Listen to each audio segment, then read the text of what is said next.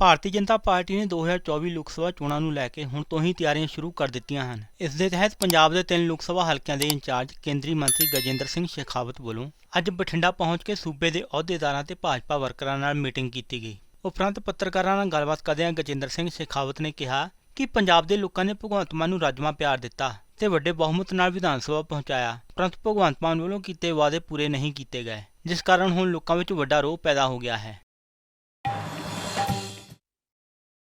मित्रों, हम सब जानते हैं कि अब लोकसभा चुनाव में लगभग 1 साल से कुछ थोड़ा समय अधिक ऐसा शेष रहा है और भारतीय जनता पार्टी ने एक बार फिर देश में 2014 से 2019 में जिस तरह से 2014 की अपेक्षा में ज्यादा अधिक मत और ज्यादा अधिक सीटें जीत करके एक नया इतिहास रचा था, इसी परंपरा को कायम रखते हुए और आगे 2024 के चुनाव में हम 2/3 बहुमत के साथ में सरकार बनाए, इस लक्ष्य को लेकर के, इस चुनौती को स्वीकार करके भारतीय जनता पार्टी के कार्यकर्ताओं ने देश भर में काम करना प्रारंभ किया है। लगभग 1 साल का समय होने को आया है। पंजाब की सरकार ने जितने वादे किए थे, हर एक वादे पर पंजाब की सरकार विफल हुई है और दूसरी तरफ पंजाब की जनता, जिन्होंने भरपेट आशीर्वाद दिया, छप्पर फाड़ करके आशीर्वाद दिया, उस जनता को माफिया राज और अराजकता के हवाले करने का पाप इस वर्तमान सरकार ने किया है। जिस तरह से लॉ एंड ऑर्डर सिचुएशन यहां डिप्लीट हुई है, जिस तरह से नित्य प्रतिदिन व्यापारियों, व्यवसायियों, कर्मचारियों को धमकी भरे हुए फोन आने लगे, एक्सटॉर्शन जिस गति के साथ में बढ़ा है, पंजाब की सत्तारूढ़ पार्टी के विधायकों ने जिस तरह से लूट खसोट प्रारंभ की है, जिस तरह का माहौल पंजाब में बना है, पंजाब की जनता इस बात को महसूस करने लगी है कि हमसे कहीं ना कहीं कोई चूक हुई है। किसी भी चुनी हुई सरकार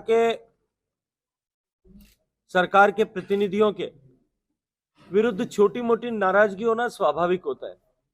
व्यक्तिगत काम न होने के कारण से, व्यक्तिगत अपेक्षाएं पूरी न होने के कारण से। लेकिन किसी चुनी हुई सरकार के विरुद्ध इस तरह का आक्रोश का वातावरण बनना, और वो भी केवल 1 साल से कम समय में बनना, ये निश्चित रूप से इस बात का परिचायक है कि जनता ने भावावेश में उस समय प्रतिक्रिया में वोट दिया था। आज पंजाब की जनता, जो चर्चा मैं पंजाब के कार्यकर्ताओं से करता हूं, और जिस तरह के सूत्र मेरे पूरे पंजाब में पिछले चुनाव के समय निरंतर यहां रहने के चलते हैं,